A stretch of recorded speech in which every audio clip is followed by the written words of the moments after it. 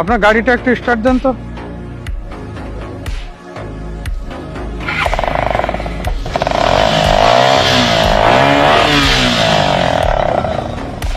Silencer modify করছেন কেন?